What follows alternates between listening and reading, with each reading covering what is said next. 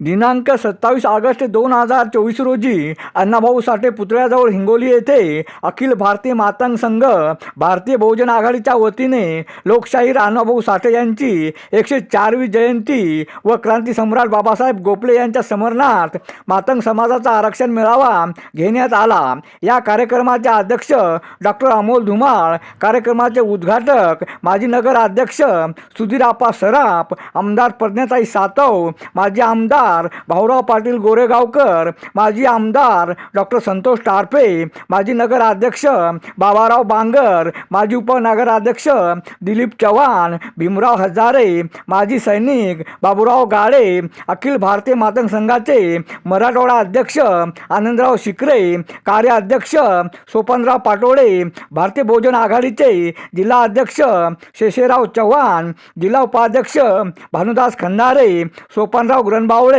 आदींची प्रमुख उपस्थिती होती। अरुण दिपके, TV7 हिंगोली।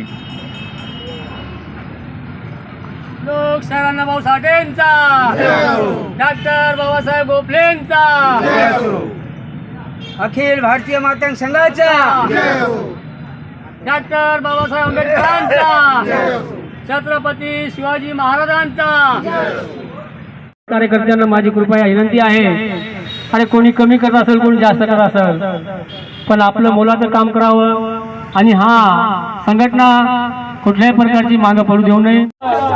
कपडा होता जाताना दिसतोय, बरेचसे त्यांनी जे स्वप्न पाहिलेले होते ते आज पूर्ण होताना दिसत आहेत।